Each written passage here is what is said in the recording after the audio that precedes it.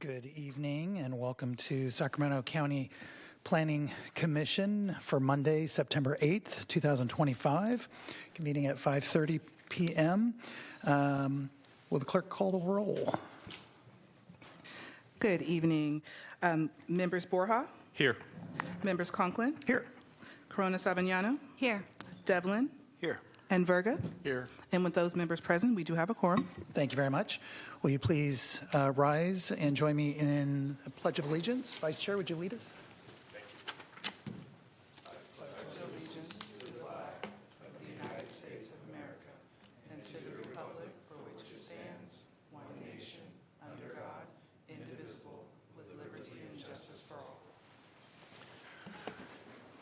Thank you very much. Clerk, are there any announcements? Yes. The county fosters public engagement during the meeting and encourages public participation, civility, and the use of courteous language. The commission does not condone the use of profanity, vulgar language, gestures, or other inappropriate behavior, including personal attacks or threats directed toward any meeting participant. Seating may be limited on an first-come, first-served basis. To make it in public comment, please complete and submit a speaker request form to the clerk. Each individual will be invited to the podium to make a comment. Members of the public may send a written comment which is distributed to commission members and filed in the record. Contact information is optional and should include the meeting date and off-agenda item number to be sent as follow. Email a comment to boardclerk@saccounty.gov and mail a comment to 700 H Street, Suite 2450, Sacramento, California, 95814. And that concludes the announcement. Thank you very much, Clerk. And that brings us to number one on our non-contested portion of our agenda. Clerk, will you please call that agenda item out? Item number one is PLMP 2025-00002. This is a use permit and a design review. It is located at 6700 Fair Oaks Boulevard at the northeast corner of Fair Oaks Boulevard and Stanley Avenue in the Carmichael community, and the environmental document is exempt. Thank you very much. Is there a desire for staff presentation, or are we looking to waive that? Nope. All right, is the applicant here?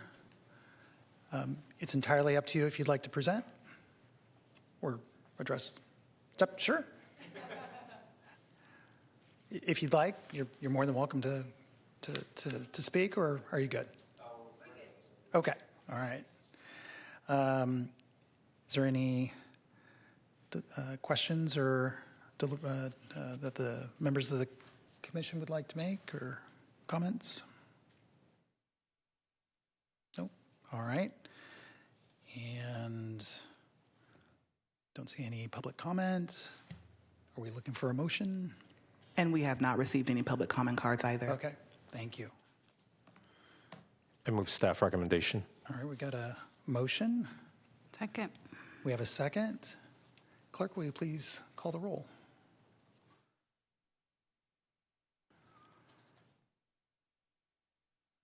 And that vote passes with all members voting yes. All right, thank you very much. All right, that brings us to the second agenda item on our contested portion of our agenda. Would you please call? Item number two is PLMP 2024-00087, and that is a use permit, special development permit, and a design review. The property is located at the East Vineyard Road near the intersection of Crystal Creek Drive in the Vineyard Road in the Vineyard community. And the environmental document is a mitigated negative declaration. Thank you very much. And it looks like we have staff presenting. Yeah, good afternoon. Sorry to interrupt, Mr. Alberts. Chair, I'd have to respectfully recuse myself for this item. Sure. My better half is now the chair of Southgate Parks and Rec District, so out of the abundance of caution, I'll be stepping away from this item. Thank you so much. Yep.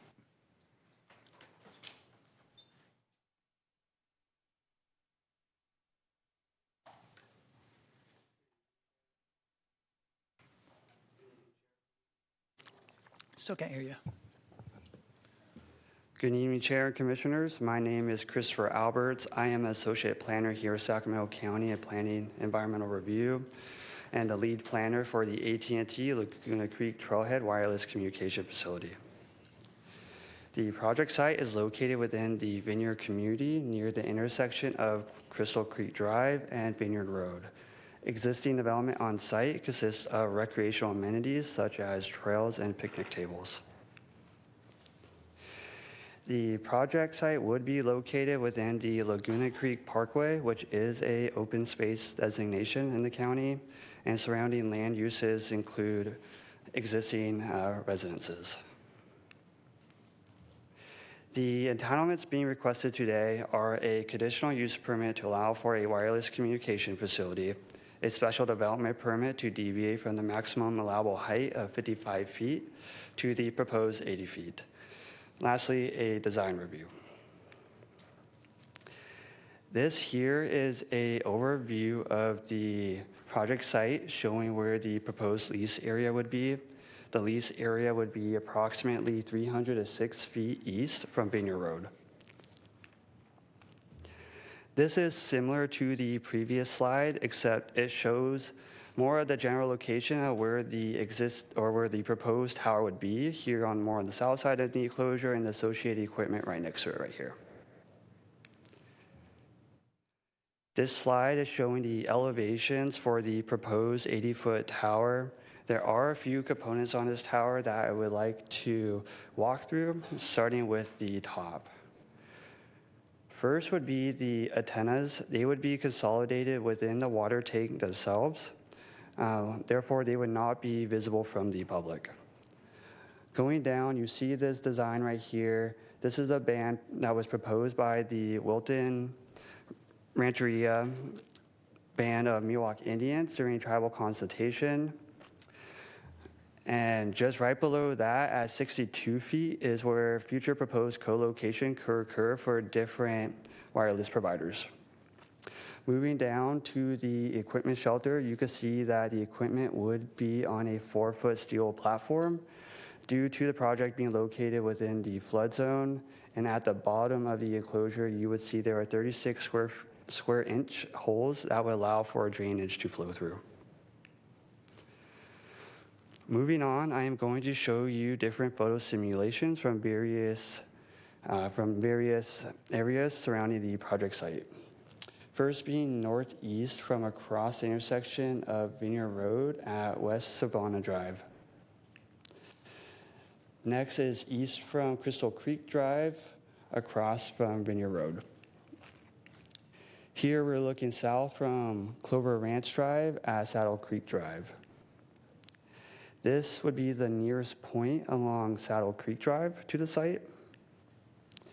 And lastly, this is looking north to northwest from Adrenis Drive, just east of Savannah Drive.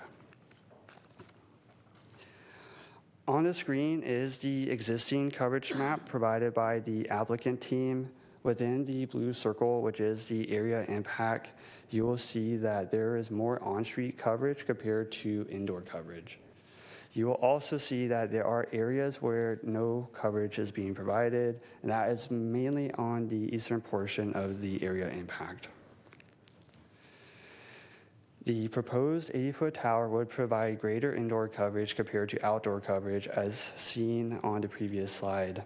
I would also note that a lot of the existing coverage gaps would be eliminated. The project underwent environmental review, and based on the findings from the initial study, a mitigated negative declaration was prepared. And due to the project having less than a significant impact with mitigation, a notice of intent to adopt the mitigated negative declaration was released on July 3rd of 2025 for a 30-day public review period. During this public review period, we did receive one comment from an agency, which was the Central Valley Regional Water Quality Control Board. Their comment was a standard comment outlining the permitting requirements for their process, and staff did provide a response to that comment. I would also add that the project did receive 6 additional public comments in opposition to the project, which did not highlight any concerns with the environmental document itself, but staff did provide responses to those comments. The project was presented to the Design Review Advisory Committee on November 14th of 2024, which recommended the Planning Commission find the project in substantial compliance with design guidelines. The project was also presented to the Vineyard Community Planning Advisory Council on February 13th of 2025, which recommended approval from the Planning Commission. There were 2 members from the public who attended this meeting who were in general support of the project, but they did provide or suggest some revisions, one being to redesign the tower as a palm tree, and the other being to keep that maximum allowed height at 55 for the tower. To summarize, the applicant is requesting a conditional use permit, special development permit, and design review. The project is found consistent with general plan and comprehensive plan policies and was supported both by the Design Review Advisory Committee and Vineyard Community Planning Advisory Council. Lastly, there were no significant environmental concerns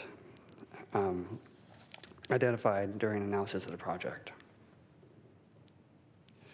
Before staff provides a recommendation, I want to present additional analysis related to the special development permit request to allow the 80-foot tower where the maximum allowed height is 55 feet.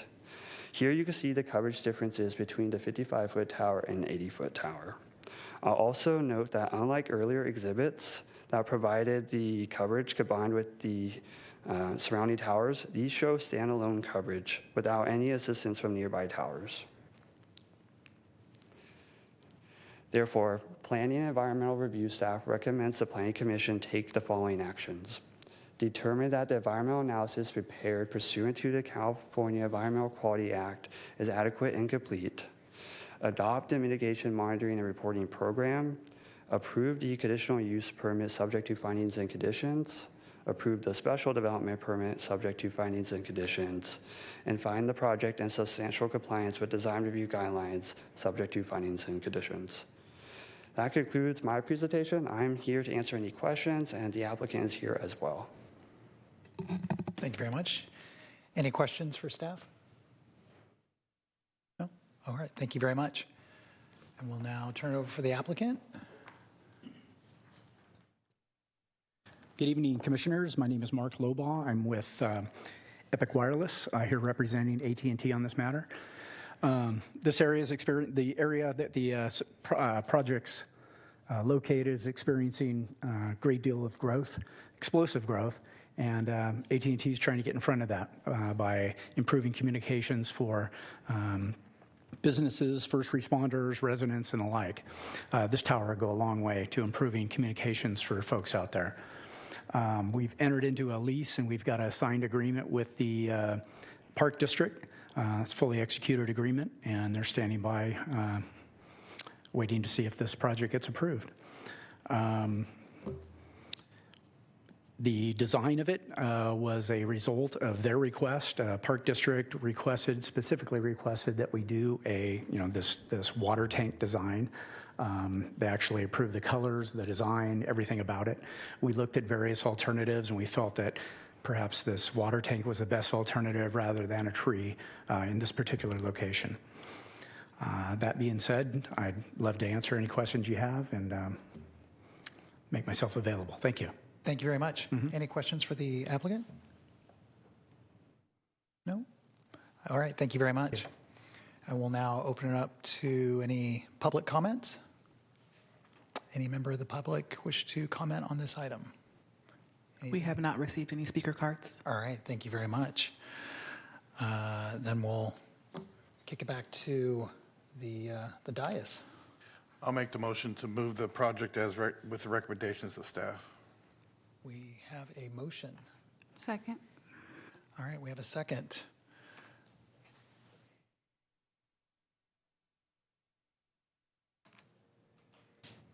And with those members present, that does pass for. Wonderful, thank you very much. And do we have a way of reaching Commissioner Borjas to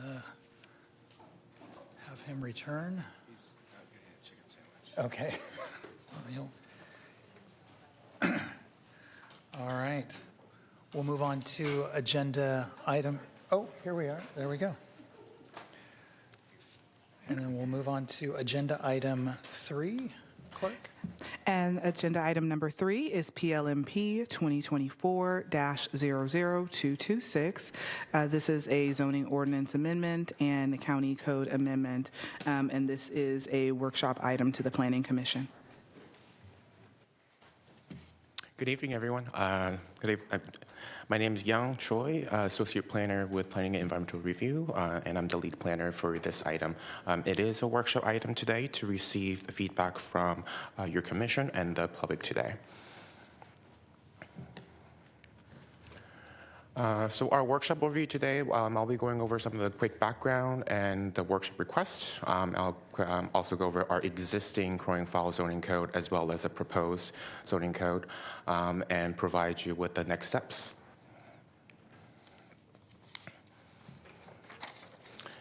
So this is a workshop item to receive feedback from our Planning Commission and the public regarding the amendment to the crowing fowl.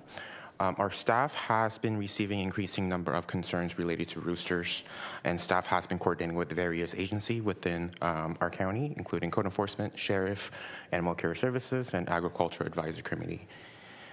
Through the stakeholder meetings and in public outreach, it was consistently identified roosters as the most problematic species in terms of noise, nuisance, and their associated with and their association with illegal activities such as cockfighting.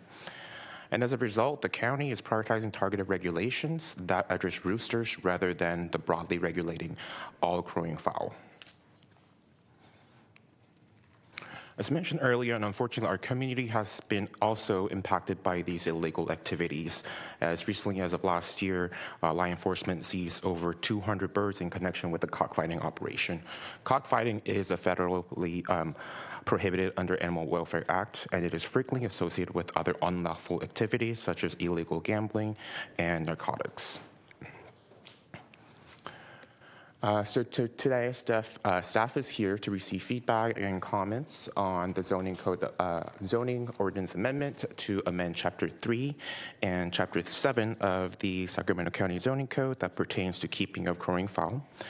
And while the county code updates are not subject to the Planning Commission review, due to the coordinated effort with our animal care services, we are also providing information on the county code amendment to Title 8 of the Sacramento County Code to add provisions to address keeping of roosters.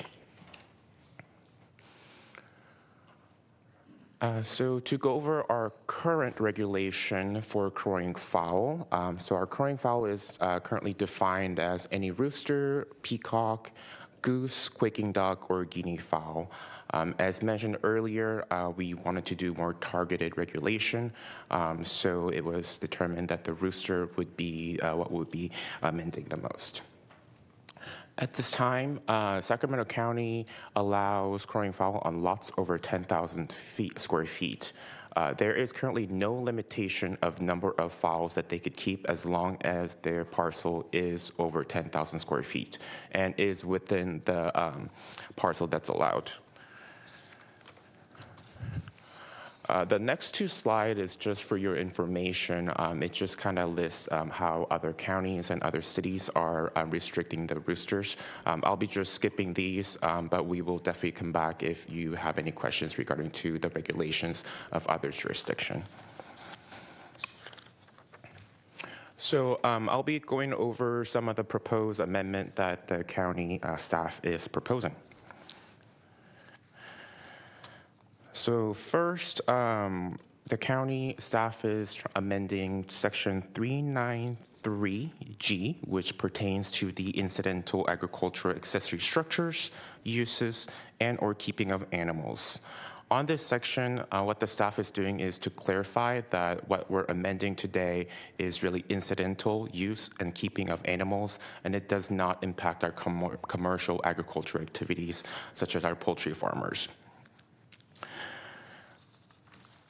In addition, staff is proposing 3-month, a time period to either comply with the proposed ordinance or to obtain certificate of non-conforming use. So for example, if you are currently a legitimate poultry breeder who either breeds roosters for conservation of the species or breeding roosters for lawful exhibition, they can receive a certificate of non-conforming use to continue their hobby. So this next section is subsection 1, which pertains to general standards. I know that we see a lot of red lines, but I wanted to clarify that none of these are new requirement. So as currently today stands, this section just refers back to a separate section, 346C. And what staff has done was we just went back to what section that was referring and copy and pasted into this section. We did this to make sure that people are clear that the standards do apply to all incidental keeping of animals. Again, this is not a new requirement, but a copy of an existing requirement from a different section. Next, staff is proposing to amend the lot sizes and limitation of number of roosters. Staff is increasing the minimum lot size to rooster to 14,520 square feet from 10,000 square feet. So 14,520 is a third of an acre per rooster. And in agriculture zones, including agriculture residential zones, they could have up to 5 roosters permitted on that property. And in residential zones, staff is proposing a temporary use permit to have up to 2 roosters on that property.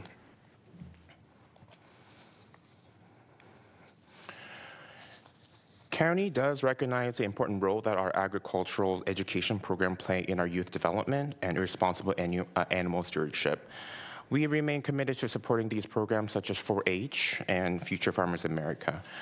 And under the proposed amendment, education program would no longer be required to obtain a minor use permit.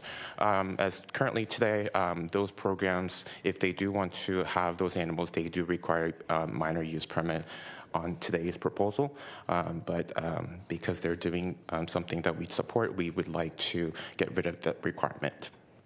However, for a legitimate poultry hobbyist breeder or any participants in the lawful rooster exhibitions, staff is proposing a minor use permit. However, through our CPAC outreach, we have heard of many concerns that the cost of minor use permit may be burdensome, and in response, staff is open to explore alternate option, such as reducing the minor use permit to a temporary use permit and such. And we do have this item as part of the feedback that we would like to receive in the future slide. Second, we are also changing the enforcement section on this. As currently today, our planning director is only allowed to enforce on egg-laying hens and ducks. And what we would like to do is so that our planning director may and do have a power to regulate this entire section if needed to be. And I'm almost there. And we would like to also add that temporary use permit requirement into our zoning code. So this would be one of the ways that we could also add the additional regulations or any requirement to the temporary use permit and the temporary keeping of roosters. Usually our temporary use permit is really good for an event or good for maybe a year. However, we are proposing that one temporary use permit could be good up to 3 years so that they do not have to apply every year. And we are also proposing and thinking of renewal fees. If they do need to renew after 3 years, instead of paying a full fee, they could potentially pay 60% of the fee, which would be similar to how we do amendments to use permit.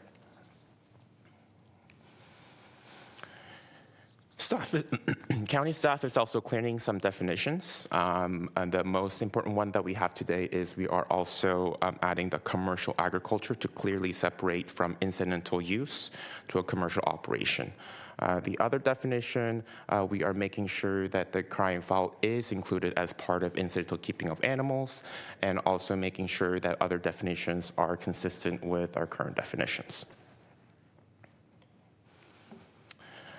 While the county code updates are not subject to Planning Commission review due to the coordinated efforts with planning and environmental review, we wanted to provide information, and we also wanted to hear feedback from the commission and the public on the county code.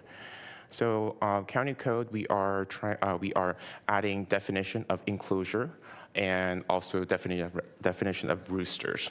So the inclusion would mean a structure used for confinement, including but not limited to a wire cage item traditionally used for another purpose, such as water tank or plastic barrel that meets both the following criteria. That is used for long-term housing for one adult roosters and prevents interaction with other roosters. We are also defining what rooster also means. So if a rooster is over 6 months old and has a full plumage, and if it's capable of crowing, then we would determine that would be a rooster. In addition, we would limit the tethering of roosters, as well as we would also provide minimal operation standards, such as providing access to water, shelter, sufficient room, and clean and sanitary premises. Lastly, the violator of Title 8 may be subject to civil penalties, referral to district attorney, and county council may seek legal and equitable relief if needed to. And we do have Annette, Director of Animal Care Services here to answer any of your questions regarding county code as well. So with that being said, we do have a very short list of feedback and comments that we would like to hear from the public and the Planning Commission, but these are not limited. We're definitely open to any other comments and feedback as well. So this does end my presentation. Staff is here to answer any questions that your commission may have. Thank you. Any questions for staff? I have just a couple. I see that at least in the analysis, that the intent of this amendment is to eliminate illegal fighting within the rooster ownerships, and but these activities are already illegal, and so I'm curious how many incidences that law enforcement has been called to that has responded to these types of alleged illegal activity. I don't have an exact number of how many incidents they were referred to, but I will say that currently as it stands, the only way that the law enforcement could respond is when the cockfighting happens. Even if we see roosters that's clearly being grown for cockfighting, there's nothing that the county can do under the current code or under the current zoning code. So what we're trying to do is trying to get ahead. So before the fight happens, hopefully we could take some of the roosters away from going to the fight. So that's another intent of the zoning code. And are there not already ordinances that exist for general welfare and health of livestock and animals? Yeah, we also have animal care services from Annette that could answer to the county code that relates to the welfare of the animals. Okay.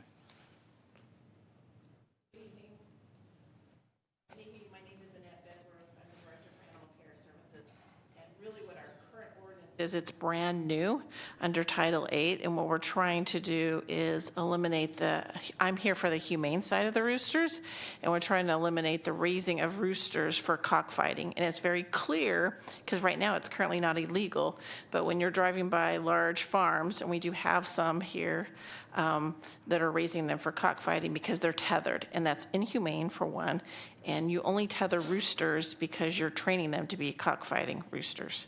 Or you have them tied to little huts. That's another example. So we're just trying to put the humane aspect of it and eliminate the tethering of roosters. Got it. Okay. And then back to the temporary and minor use permits. Is there a fee schedule that you're able to provide? I don't have the exact number, but are you asking about the potential cost of those permits? So the temporary use permit is around $290, and again, this is an approximate number, and the minor use permit is about $1,300. I do want to note that for the minor use permit, those run with the land. Okay. All right, thank you very much. Any other questions? Yep. Thank you for bringing this in your presentation. I'm curious if you can speak a little bit to the civil penalties and the misdemeanor. So if someone has 6 roosters, are they subject to a misdemeanor and the civil penalties, even if they're not, if there's no evidence that they have these for cockfighting purposes? Or can you clarify?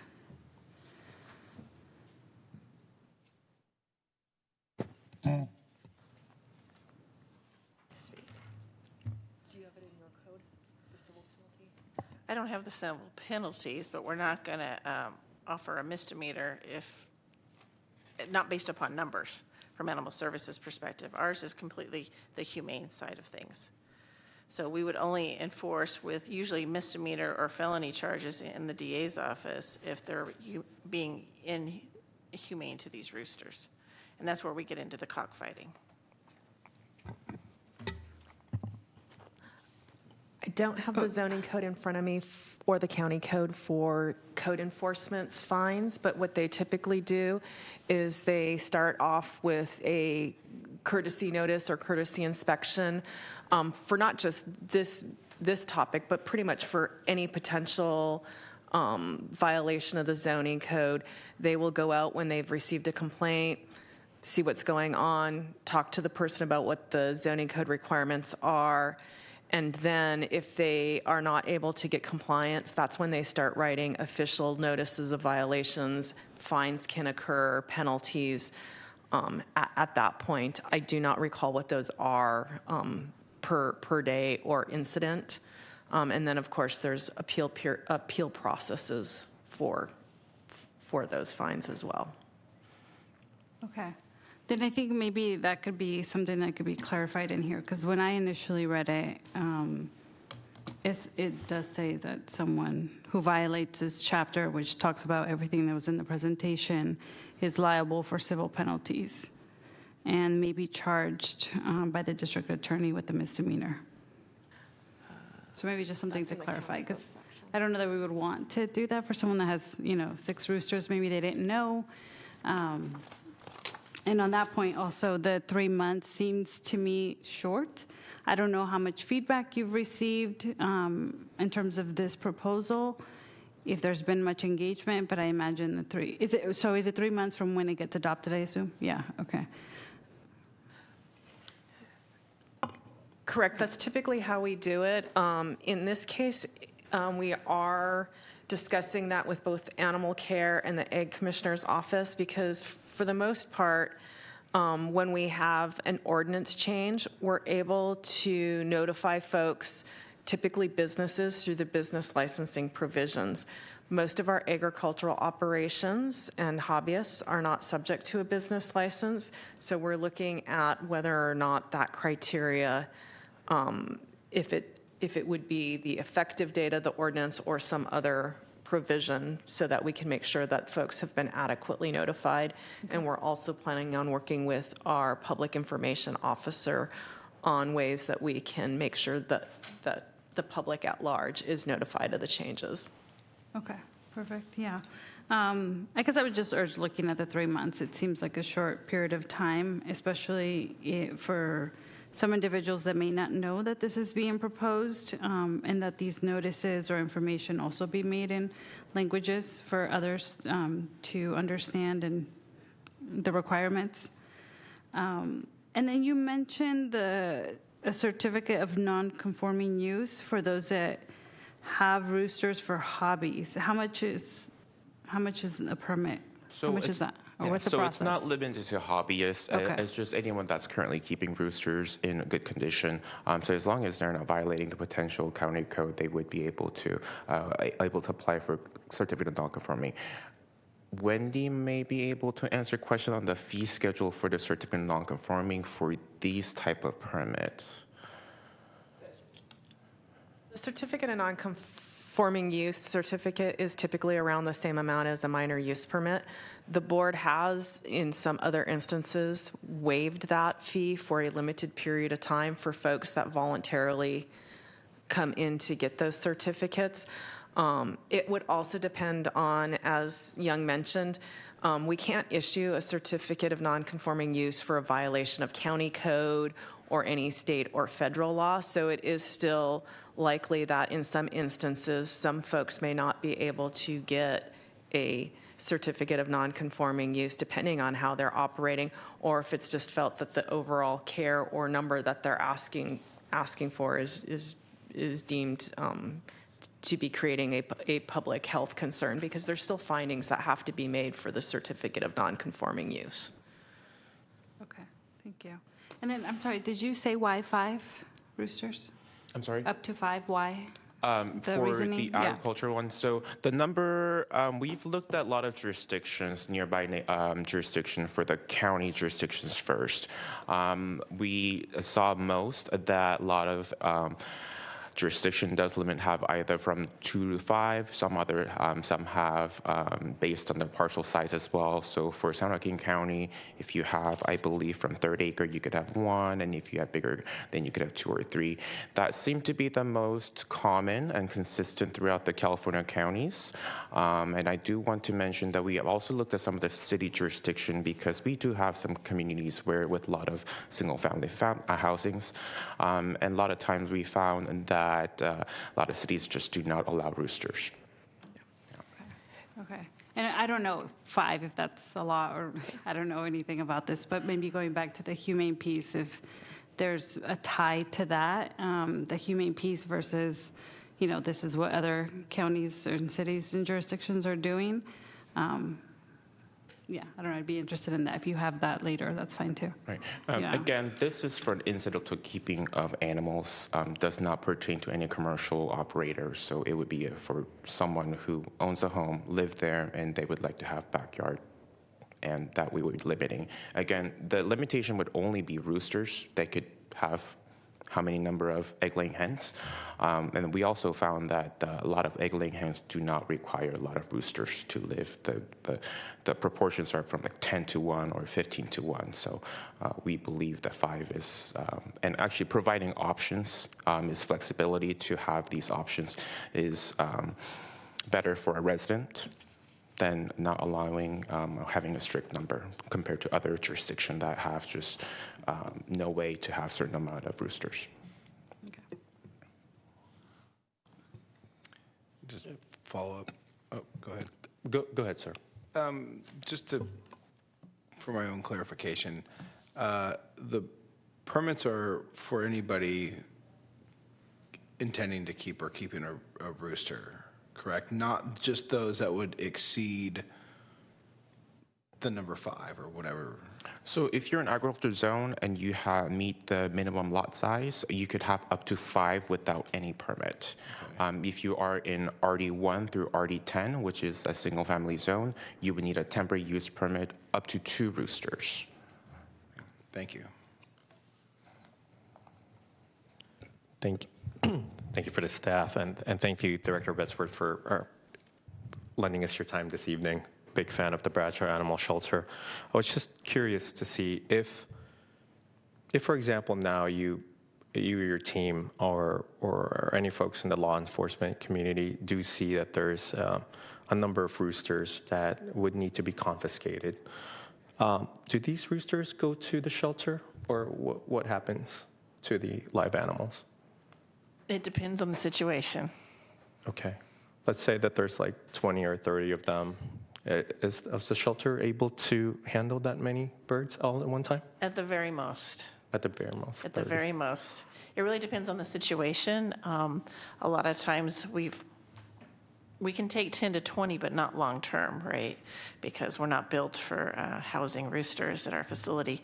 But there's also been times where, given the situation, we've confiscated the roosters on site. Mm-hmm. That's not the ideal situation, but if we lack the space, we can do that also. Understood. And for the planning staff, have we had just a napkin math of how many potential roosters might end up being confiscated if if this goes to this direction? And have we looked at whether or not there's capacity for both our law enforcement and our animal care services to handle such a potential load of workload? I'll have our principal planner, Wendy, answer that question for you. So in stakeholder meetings with animal care and code enforcement will not confiscate on site. What they will do is they will work with the property owner to get into compliance. So this kind of also gets back to the 3 months to get into compliance. So let's say someone has 40 birds and we say they can only have the 5. If they start to show, okay, when the inspector comes back in a month, you've gotten rid of 5 and yet they're showing progress towards it, the code enforcement will continue to work with them. It's typically only in those situations where other activities are occurring that involve the sheriff's department and animal care services where they will confiscate on site. But for the most part, they will work with the property owner and allow them to find ways to rehome, if they're meat birds, do different things that they need to do to reduce the population. Okay, thank you. Just so I'm really not familiar with this topic, but I love learning about it. So right now, our law enforcement community is able to at least penalize or take folks into some sort of judicial action if they were caught cockfighting or at least having that illegal activities. Is that correct? If they're caught, yes. If they're caught and if there's, okay. One other thing that I was curious about, there's a couple of bills that unfortunately did not move in the Assembly. AB 928 by Mr. Rogers and 2964 by Member Hart. There must have been a reason as to why that did not sail through the Assembly. Is that something that your team might have looked at already? I mean, that is a kind of a statewide bill, kind of looking at just a maximum amount of numbers and having a very high civil penalty that could have other repercussions. I wonder what was your feedback on that? Yeah, staff looked into the AB 928 that you mentioned. Actually, that bill was where we got the number third acre from. I do want to note that that bill also took consideration of San Joaquin County as well as Santa Barbara County. So that bill already considered a lot of county regulation to put that forward. I don't have exact reason why it wasn't able to move forward. However, some of those elements that was there were we did take a look as a reference. We did hear from some of the stakeholders that perhaps their language wasn't clear enough for a lot of the hobbyists because it just had very generic language. However, that is something that we heard from the public, and I can't exactly comment on that bill as well. Understood. Thank you. And then I'm curious, District 5 has a lot of our folks from the Southeast Asian community, Hmong community in particular, a lot of Asian communities who hold some of these animals in high and religious regard. What is your feedback into considering those perspectives and making sure that we have an equitable way? We don't push certain cultures behind by having kind of a Definitely. That is something that we had considered from the beginning of the regulation. And instead of having a strict number on the residential portion, that is the reason why we actually have a temporary use permit to provide a flexibility for any of our resident in residential district to keep roosters. The intent of having the temporary use permit is not to really limit people from having roosters, but make sure that we have documentation that they will keep the roosters in sanitary conditions. And if the future problem does arise, which we hope it doesn't, that we do have a revocation process in place so that we can remove the bird if that property becomes a nuisance or problem. So that's the intent of why we are providing some flexibility for our residential property owners. Understood. Thank you.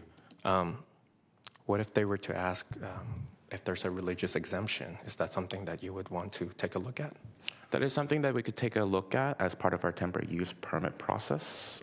If anything, we will take consideration of their belief or whatever they need, but we will also take consideration of their surrounding location, their lot size, and the area of where they do want to keep the roosters. The number one thing that we want to do is make sure the roosters are kept in a humane way. Understood. I'll pause for now, Chair. Thank you so much. Yeah, just one last question. I see that the analysis, staff's proposing to eliminate the use permit requirement for educational programs. I wonder if you can maybe expand, is this intended for like 4-H or other types of programs that would, that the raising of the roosters would be, part of that, and just kind of explain what that would all look like and what would qualify as an educational program. Yeah, right now I've only listed FFA and 4-H. I think they're probably the biggest one. But we are going to rely on our Agriculture Commission to really see if it's related to agriculture activity or not. They will help us determine whether it is legitimately agriculture purpose or not, and that would help us see if they do need a permit or if they're okay to keep raising roosters and other animals without a permit. So if someone shows their roosters, state fair, county fair, things of that nature, would that possibly qualify? So at this time, we are lumping them into the hobbyist breeder and a legitimate exhibitor with a minor use permit at this time. However, as staff mentioned, we would like to look into the minor use permitting requirement, potentially downgrading those to temporary use permit from the feedback that we have received. Yeah, okay, thank you very much. Yeah.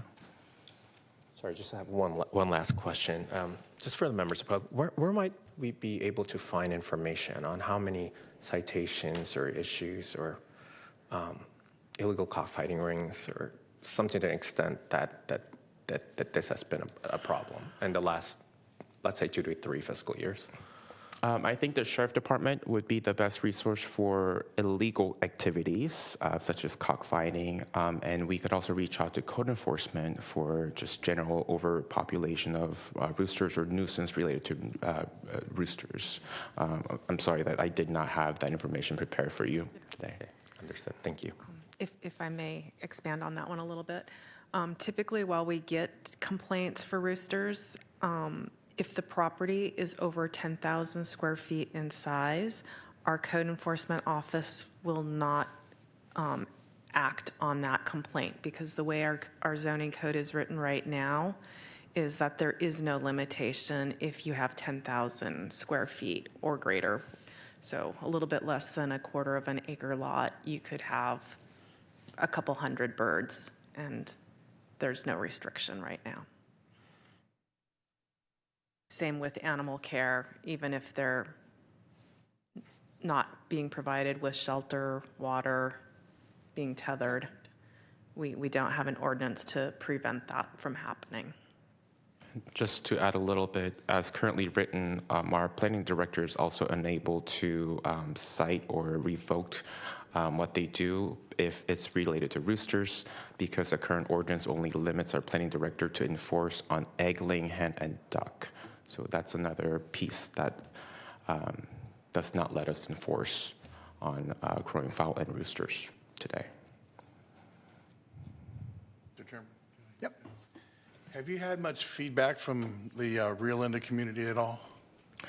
Realtor communities? Rio Linda. Rio Linda communities. We've received few comments, but not from the community CPAC members themselves. What you're just describing is what Rio Linda was for about 40 years. And if you go out there right now, you're going to find a lot of areas that will be impacted by your code changes, the 10,000 square feet.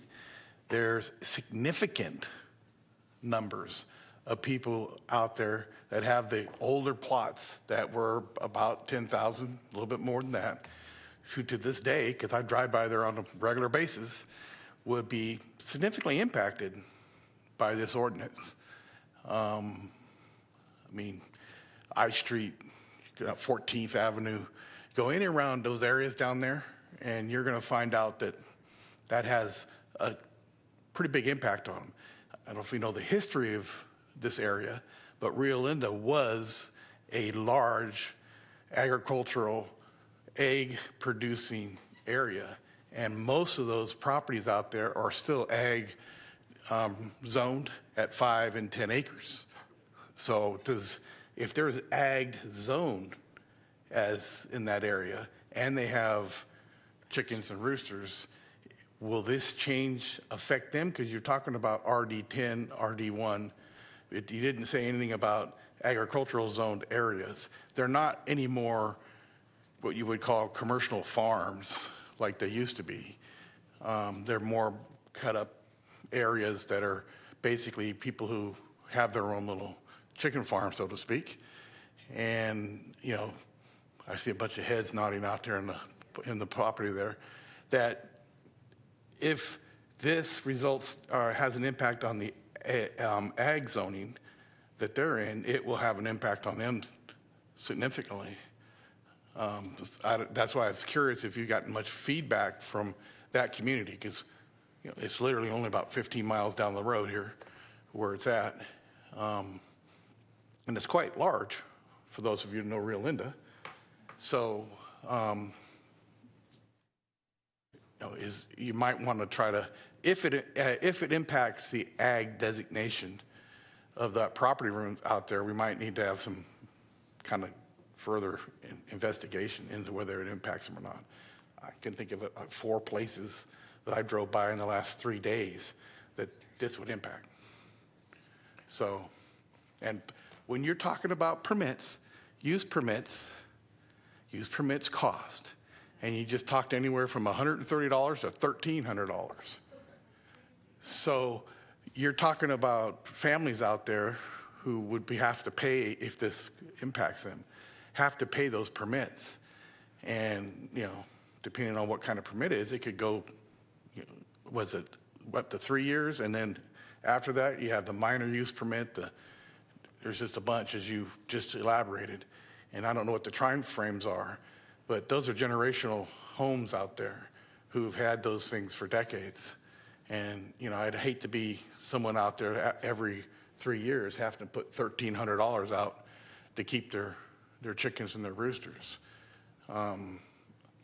So, like I said, I don't know how much information you got from them, but maybe you can reach out to that group or that area or think about that if it impacts the ag designation. Maybe that, if it doesn't, then maybe it's not that big of an issue. I wanted to clarify that. So ag zoning would be limited to 5 roosters with limitation of 3 acre per rooster. With that being said, as I mentioned, there is a certificate non-conforming use, and the board of supervisors may waive the fees for those. In terms of the permitting cost, if it's a minor use permit, it'll be $1,300 for rest of the life running with the land. If it's a temporary use permit, it would be first 3 years. The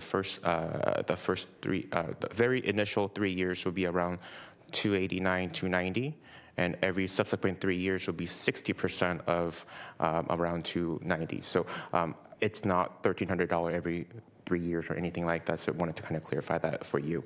In terms of outreach to Rio Linda community, we'll definitely keep in mind and provide additional outreach to Rio Linda and just generally our agricultural communities in the county. If I'm reading the crowd well, you're going to be talking to them in a few minutes. So, Yeah, Just one quick one. absolutely. Do we have any ideas to the number of persons either keeping roosters or wanting to keep roosters on lots that are smaller than 1 acre? Like, is that half of the people that keep roosters currently, or is that a small sliver? Do we have any? It really depends, and I think Wendy could speak to more. I think the biggest problem that we're having, regardless of the lot size, is the really a concentrated number of roosters in an area, whether it's 5 acres or 10 acres. Having 200 roosters in one site is just too many. Is what we find. As currently written, we are requiring 3rd acre per roosters. Again, that is open for discussion, and we are open to receive feedback as well. Wendy, did you have anything else to add to that? Thank you. Yes. Todd Smith, Planning Director. I wanted to respond to a couple of points. First, Commissioner Verga, excuse me. We didn't cover this in great detail at the beginning of the presentation, but we did Wendy and Young and others have done this outreach to offered the outreach to all 14 or 15 now of the Community Planning Advisory Councils, including Rio Linda. Rio Linda CPAC did not take us up on the offer of a presentation. For whatever reason, we don't know. We have the last CPAC presentation happening on Wednesday this week, which I think is Carmichael. Yes. So there's ongoing outreach, all that to say.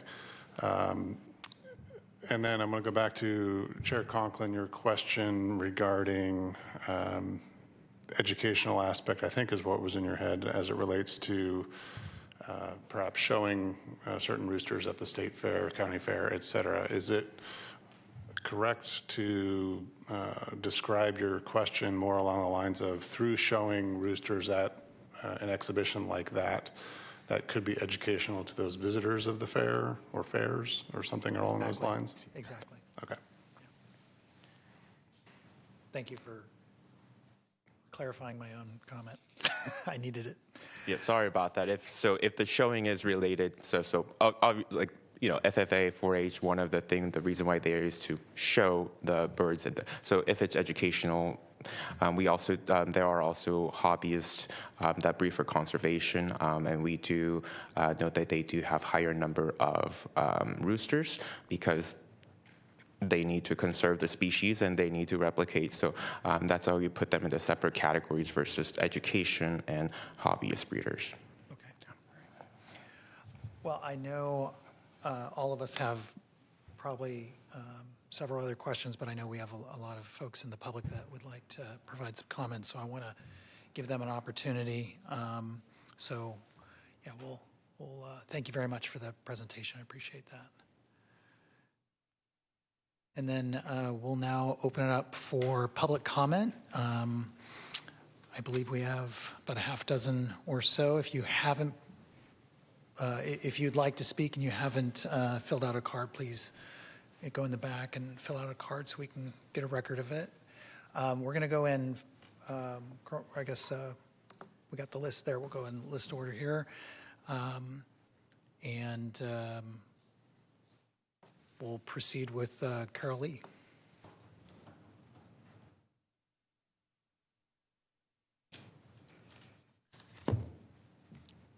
Good evening. I wanted to first thank you all for responding to my email that I wrote Saturday night to you when we realized that this was on the agenda.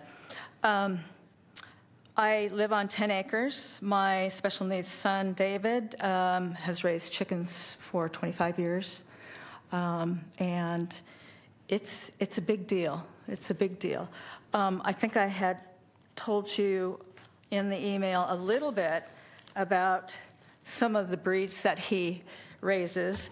This particular breed has like a 20-ounce hen that the picture that I sent to you, she was a reserve champion at a Pacific Poultry Breeders show probably 20 years ago.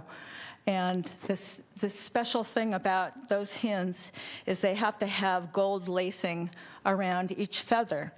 And so there's always kind of a big project trying to get the birds, for showbirds, to adhere to a breed standard. The other breed that he breeds is a Sumatra. They have really long tails. This one's a gray one, but he has black ones. And the feathers are supposed to have a green sheen to them. His birds seem to have a little purple sheen to it, but it's supposed to be green. And so we have, right now, less than 15 roosters. We have probably 5 for each breed, is what he needs to keep the genetic pool where he can breed to different hens to try to get these breed characteristics. So it's really a big deal. And when you look through these standards, there's a whole thing that hobbyists do. So we're looking at feather quality when we're showing. Mice biting the tips of the feathers will make them show less perfectly. So we're really looking at humane, as good as possible conditions that we're raising our birds in. In our household, we have 18 different pens. I think I wrote cages, but all of our birds get to touch the ground. Some of our cages are 4 feet by 8 feet. The quality of how the birds look, the health of them is very, very important in a showing world. And the show world is significant in California. One of our biggest shows. I'm going to ask you to please wrap up. I'm sorry. I'm sorry. Our biggest show is in Lodi. Can have 2,000 to 3,000 birds. Every breed needs multiple roosters to prevent genetic inbreeding. My son gets about $20 per bird when he sells it, and so a $1,300 or even a $300 certificate is going to be a problem for him to handle. So, but the hobbyist world is a real thing, and I do believe tethering a bird would not work in a show poultry hobby. So maybe just tethering might be the thing and not a number. So, thank Understood. you. Thank you very much. And I know I allowed an extra minute for the last speaker, so why don't we just for 3 minutes for each speaker so everybody has equal footing here. Thank you. Yep. I don't have many birds of my own, but I am concerned about this. What I looks to me as a citizen is just a very broadly written proposal. Mr. Choi mentioned cockfighting, and that was the sole reason that I saw that was given for all of this.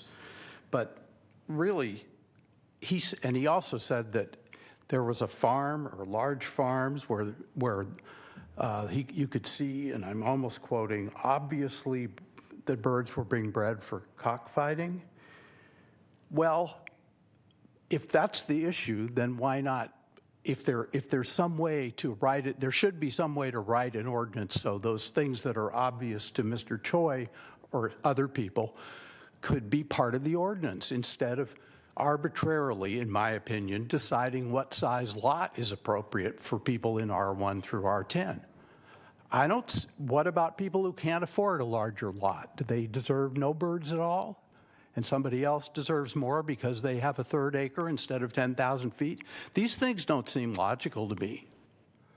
I also think that you've got a flaw in this regarding stopping cockfighting. The ordinance, as I read it quickly, perhaps not enough, but my reading of it is that a good attorney could come in after a bust and say, hey, this was this resident's principal means of support. And even though it was illegal, it's a commercial operation, and the ordinance doesn't apply to them. So it doesn't look like it's carefully written to me. The undercurrent that seems to be unspoken are complaints about nuisance noise, that sort of thing. And I'm not sure at all that 10,000 feet creates less noise than 14,500 square feet. I see no logic to that. I also don't see any logical reason that birds would be more humanely treated on a larger lot. They may or may not be. So the ordinance ought to address the treatment, not the size of the lot, if the concern is the treatment. So, and I also think it's a mistake for counties and government entities to simply look at what their neighbors are doing and copy, or try to average out what their law is based on that. That could be just a slippery slope. And once one county changes back to the normal, then the next one can go to a little bit up and a little bit up and a little bit up. That's not logical. That's not the way to make law, in my opinion. Those are the things that I think you ought to think about. All right. Thank you We very do much. have a state law against cockfighting. And nobody here, I doubt whether anybody would come in here and promote that. So that isn't the issue at all from my point of view. Okay, thank Okay, you. Thank you.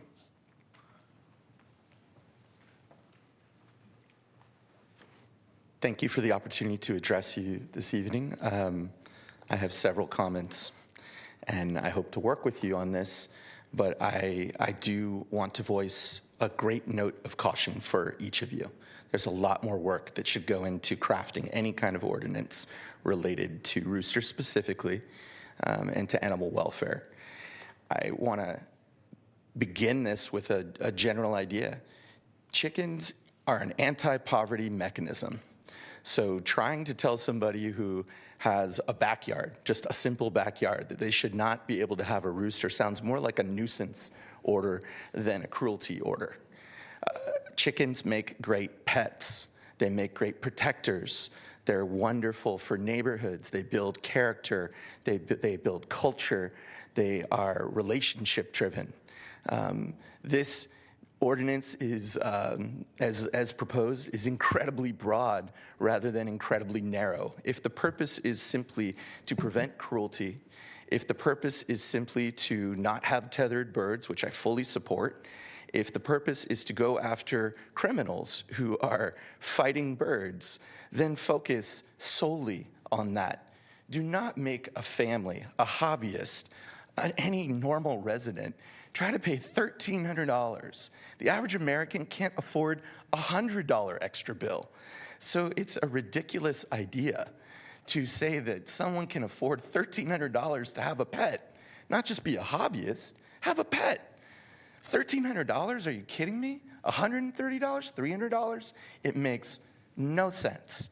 And the majority of the neighborhoods that you're talking about, and they're diverse, they're not just Rio Linda, they're Fair Oaks, they're Carmichael, they're Folsom, they're South Sacramento, the entirety, Elk Grove, beyond. It makes no sense. We've been an agricultural county for most of our history, and we face a lot of urbanism, but we should not be subjecting the rooster to a lesser role than a dog, truly. And if it's about a nuisance, then let neighbors work that out between themselves. Let SPAs drive that within the county and the 65 SPAs that you have. Encourage different districts to create more. If that's the goal, if it's a nuisance issue, focus on that. If it's a cruelty issue, then keep it extremely narrow to the criminal. I really think that animal welfare has to speak to the specific character of neighborhoods, and there are a great variety of neighborhoods with a great variety of cultures, religious needs, and much more. I have many more comments, but I will be polite, and I will send you I will close with the simple idea again. Chickens are anti-poverty. Therefore, roosters are anti-poverty. Keep it to that. Thank you very much.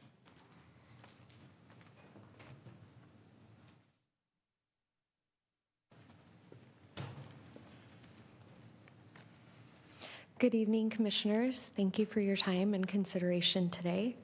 My name is Mylin, and I live in Fair Oaks Village. As you know, we have these signs around the village that say we are a Sacramento unincorporated county.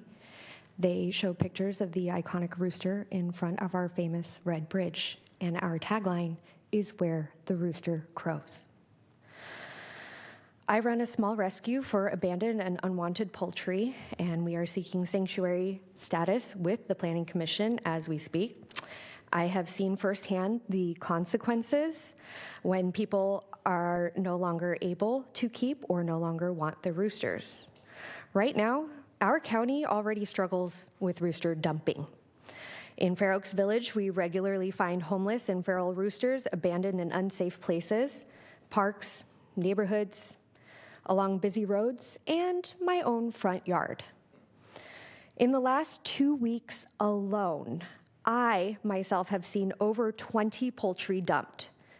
That's more than one per day, and a majority of which of them are roosters. People buy hens from the feed store in the spring, but those hens, it's a 50-50 chance. They're now revealing their true genders. County code doesn't allow a lot of folks to keep them, so they think the next best thing is to drop them off in Fair Oaks. My rescue, along with volunteers and local educational groups like 4-H and FFA, has taken in and rehomed over 220 roosters that would otherwise have starved, been attacked, or caused public nuisances since construction began in our village park in 2020. I commend you on amending our code on the humane side. I so appreciate that, and I want to prohibit tethering and Title VIII provisions to eliminate cockfighting. However, if you make these broad sweeping rules more restrictive as proposed, it will not stop the roosters from hatching. What it will do is increase illegal abandonment, and that means more suffering animals, more cost to our county, to animal control, to our local shelters, and to rescues and compassionate residents like me. Instead of punitive restrictions, I encourage you to consider protections and resources for responsible owners, such as education, permitting, support for rehoming. Because without that, people like me and rescues like ours who are stepping up to help the county deal with this problem will be unfairly punished. In short, these updates do not solve the problem of crowing fowl. They will make it worse by driving more roosters into homelessness. Please do not adopt a policy that increases animal abandonment and punishes caregivers and community members who are working on our county's behalf. Thank you. Thank you very much.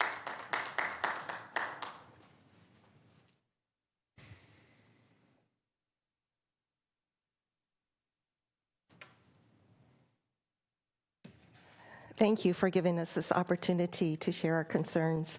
I'm Jody King, and I live in Fair Oaks. I have had an incident not too long ago where there were 2 roosters dumped at Turtle Pond at Sailor Bar along the American River.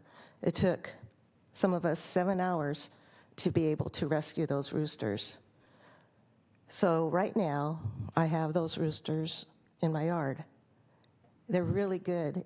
Every night I tell them, go to bed, and they go in their coop, and then I feed them, and they're such a joy.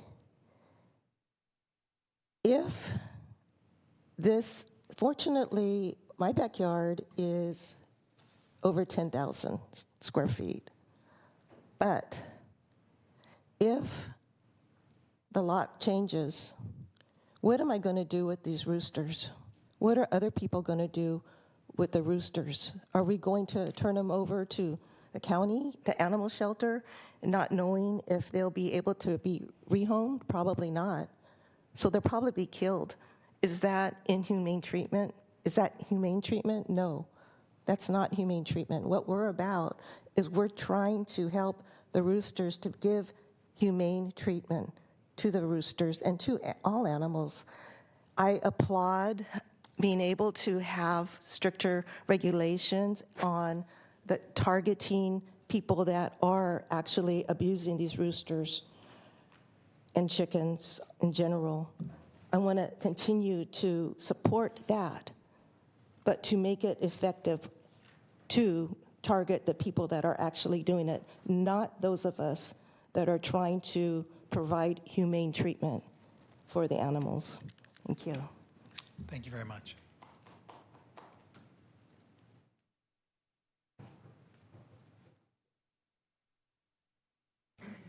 Well, I'm glad I came last because I was about to explode with my emotional feelings. Anyway, I want to introduce myself. I've actually been sort of designated the Fair Oaks chicken lady.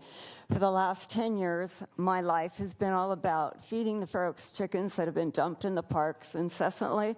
I've worked with your predecessor, Dave Dickinson, and Celeste Ingrid, and many in the community in Fair Oaks to not only do I personally rescue them and find them homes, drive them out to Wilton and out to farms, I have devoted so much time and energy to the rooster that is, for some reason, the most disliked, I don't know, more so than barking dogs. I don't know why the rooster has been sort of isolated and picked out as the crime here. But anyway, long story short, I think that my efforts to get signage put up in the village have helped a little bit. Basically, they took a law, which is exactly what you're proposing with the cockfighting, is that cruelty to animals is punishable by up to 20 years imprisonment and a fine.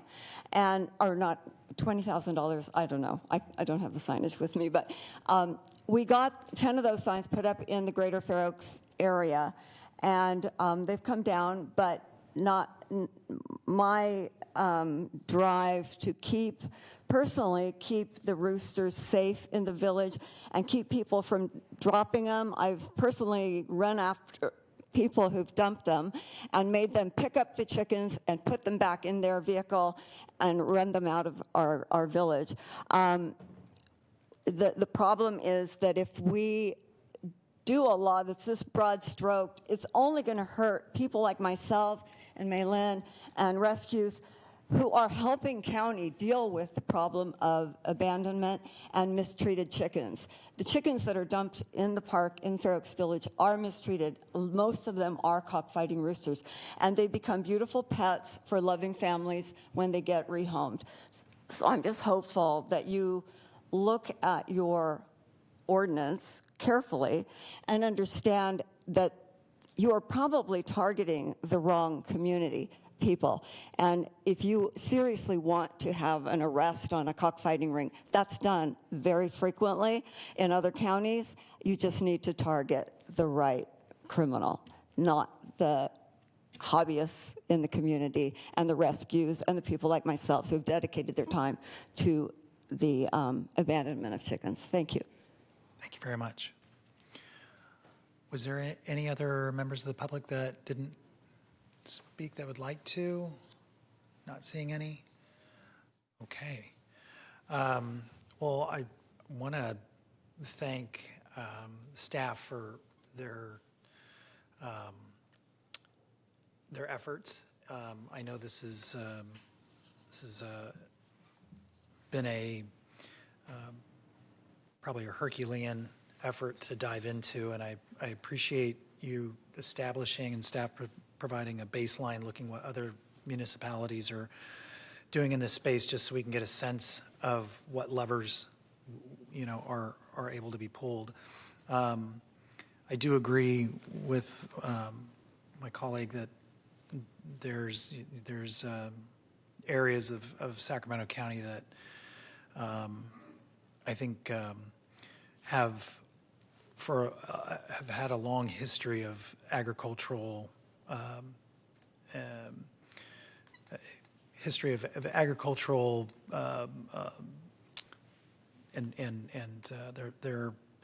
their I'd say scope is being adversely impacted by the proposed ordinance, and so I see this this workshop is very helpful in the outreach. I do hear a lot, and I do tend to agree that there might be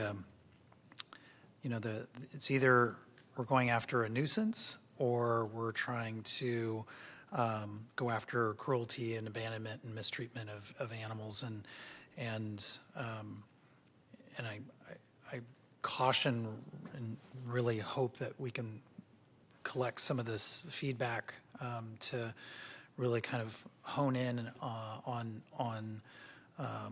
and put a finer point on what that might look like. So I know that this is a workshop. I know there's an upcoming, is it Carmichael CPAC meeting? Yes, the last CPAC presentation will be, or workshop will be on Wednesday, Carmichael CPAC, that's correct. Okay.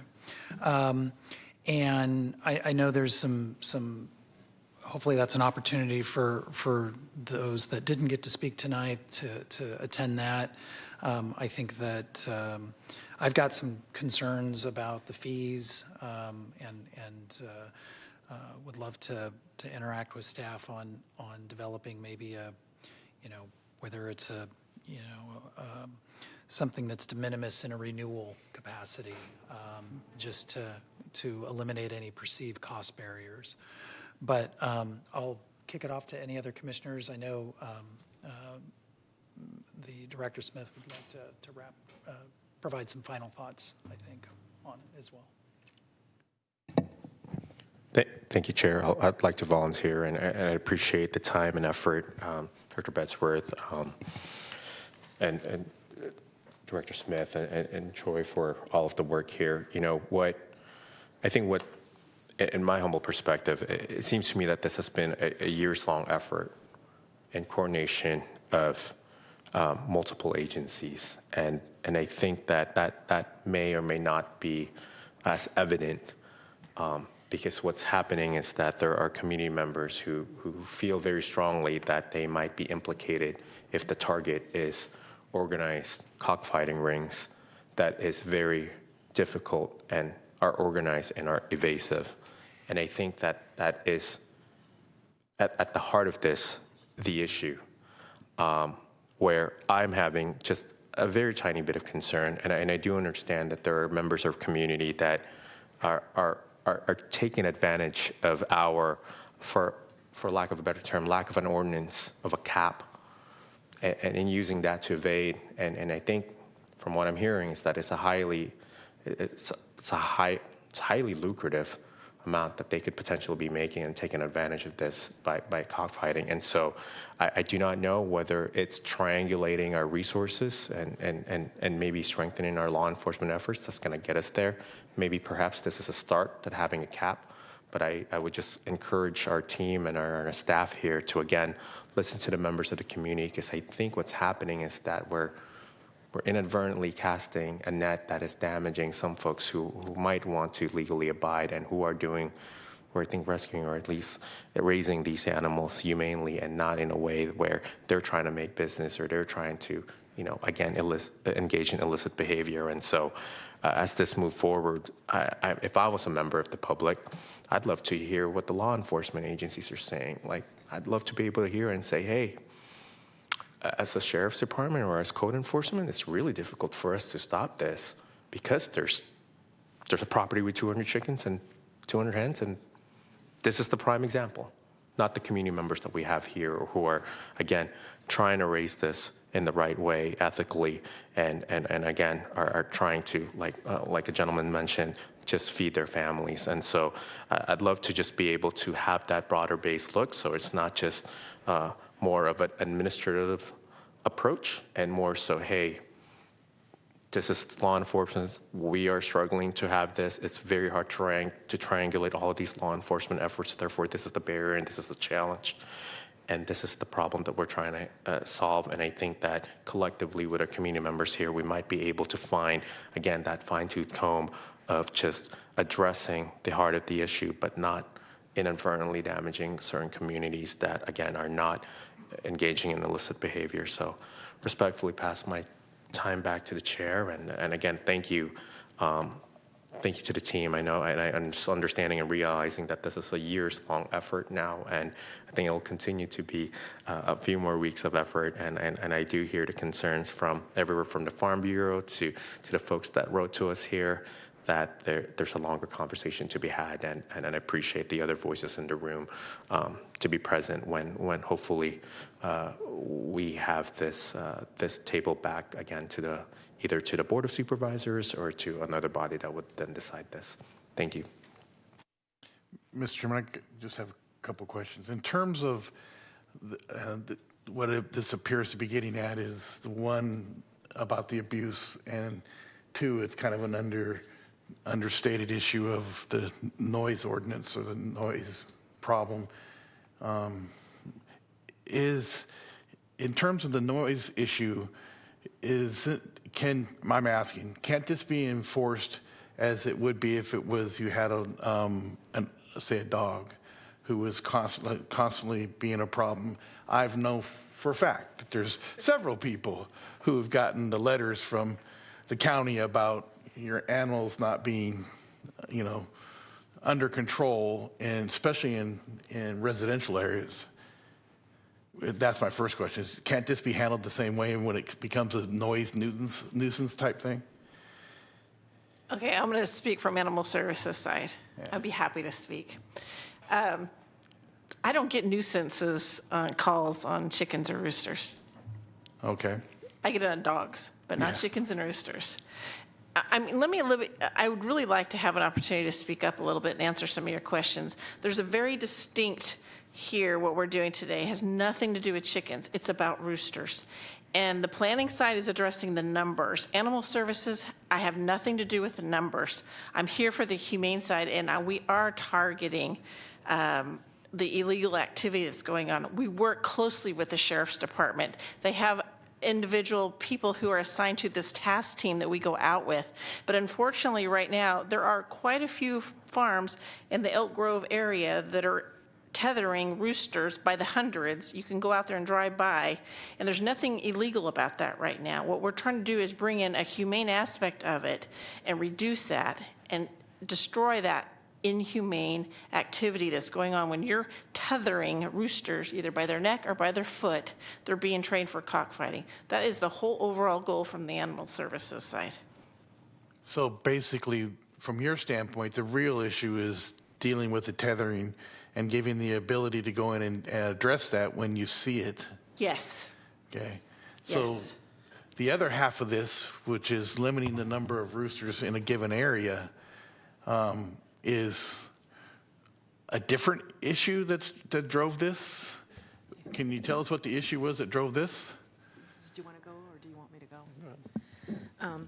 So while animal care is not necessarily getting the complaints about noise, our code enforcement officers often get complaints about noise, and we did have some specific properties where they have made many pleas to code enforcement, to the sheriff, and to their board of supervisor about just the number of roosters being kept and the noise from kind of those very large operations.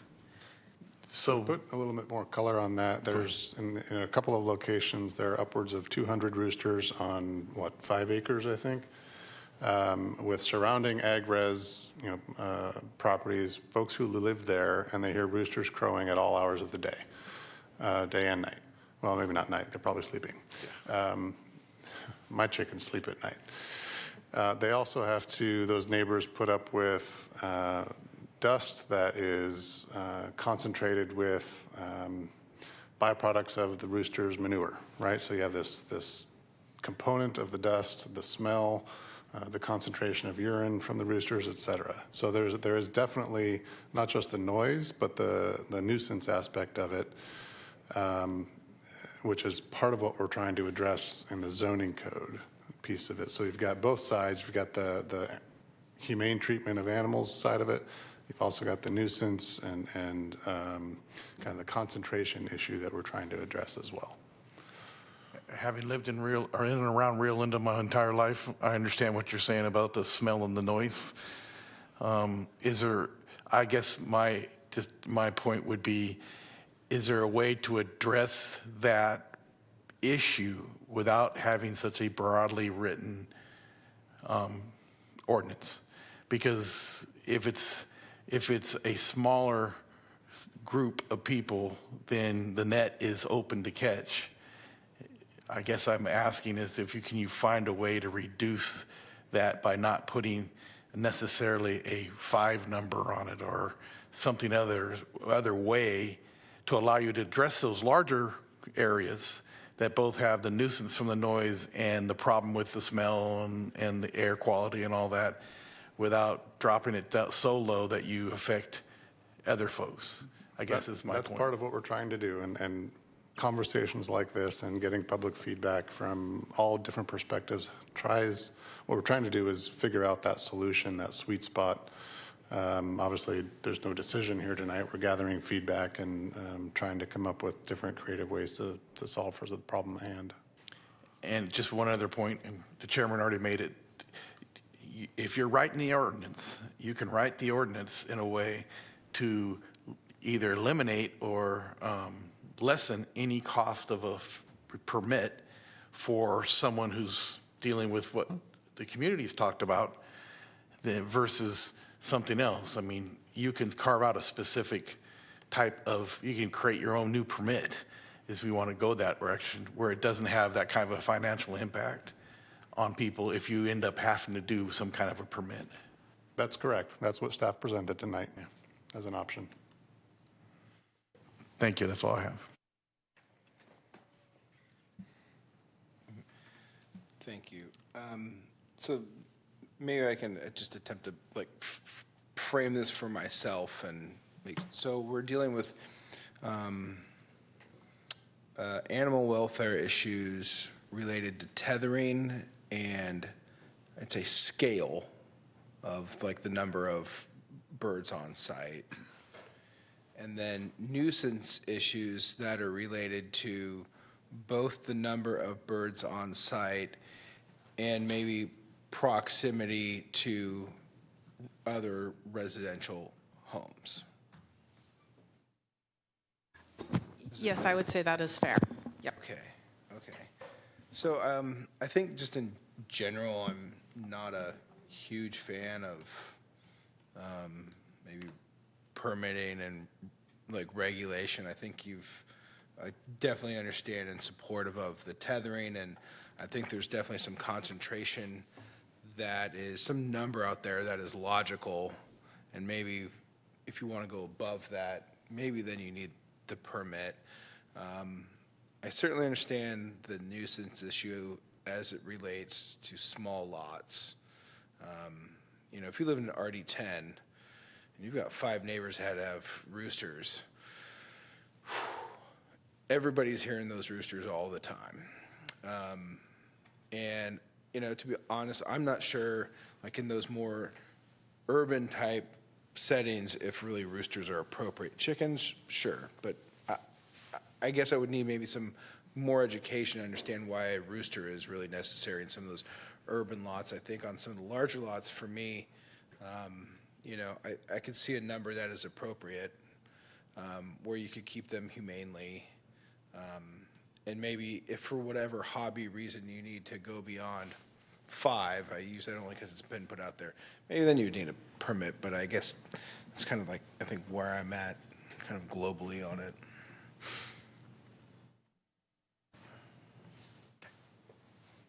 Any other comments?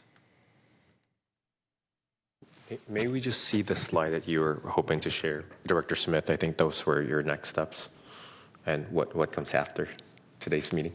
Sure. I had left the previous slide up for context for the questions that we were asking. Obviously, I think we've gotten a lot of feedback from both the public and the commissioners around these 6 bullet points. I'll leave it up there just a second while I talk longer. I think the next steps, obviously we talked about the Carmichael CPAC that's happening on Wednesday. From there, staff will be coordinating internally with animal care, with ag commissioner, county council, et cetera, to figure out any other modifications we need to make to the draft that's currently in progress. From there, we're going to be going out to the Ag Advisory Committee one more time. We were there when we started this process. And we're also coming back to the Planning Commission, targeting early November for that, for a recommendation from this body on the zoning code amendments.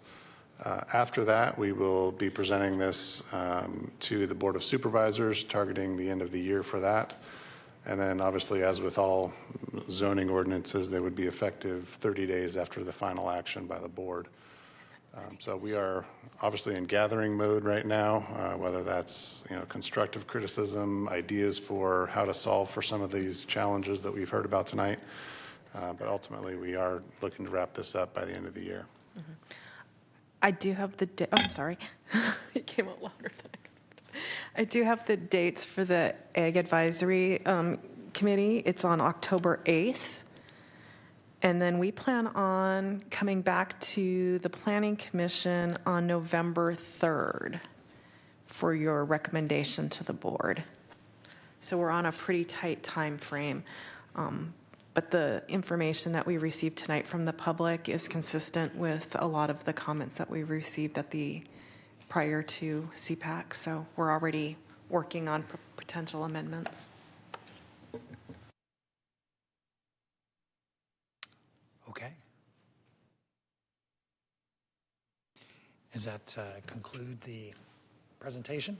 It does. We have nothing further at this time. All right. Well, thank you very much. And I want to thank the public for providing their insights on this, and hopefully be able to attend the upcoming meetings, keep the conversations going. Really appreciate it. With that, we'll move on to our fourth item on the agenda, the Planning Director's Report. All right, short one tonight. I want to thank those of you who have sent me your headshots and little blurbs, your bios. Just a reminder for those who have not, on what I'm trying to do there is gather all of your information, a little bit about you, a little bit about your professional interests or personal interests if you like, but ultimately what I'm trying to do is freshen up the Planning Commission webpage so that members of the public who are interested in seeing who their district representative is on the Planning Commission, kind of put a name to a face, that type of thing. I do hope to have that done sooner rather than later, so if you have a few minutes, just send me a headshot and a few sentences about yourself. That would be great. And then upcoming agenda items, which is kind of bleeding into number 5 on the agenda.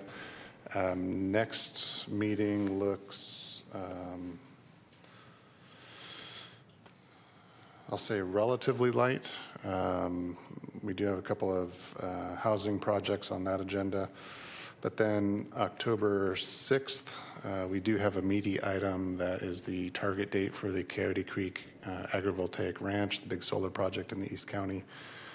And then the meeting after that on October 20th is looking very full. So just to put that in your heads as a couple of big meetings to come in October. And then my only other item to report back on is the, I don't remember the name of it exactly, that subdivision map on Sunset Avenue in Fair Oaks a couple of meetings ago, last meeting maybe. The Fair Oaks CPAC did authorize a community-wide interest appeal. They have filed that appeal. We just got it late last week. So we'll be scheduling that for the Board of Supervisors. Outstanding. Clerk, any miscellaneous scheduling items? The only item I have on the agenda is, or for my agenda, will be for Commissioner Devlin and Corona Sabagnano. I will have the assistant clerk here for the next meeting to swear you guys in for your oath. I believe that we had a few scheduling mishaps, so we weren't able to actually get those done for you two. So you all two will be the last ones. We'll go ahead and get you sworn in. All right, thank you very much. Moving on to any public comments on non-agenda items. Not seeing any. All right, then we will, Can I just make sure, I mentioned it at the last meeting, but I will not be here October 6th. October 6th, yes. Okay, just want to make sure. okay. And we will adjourn at 7:07.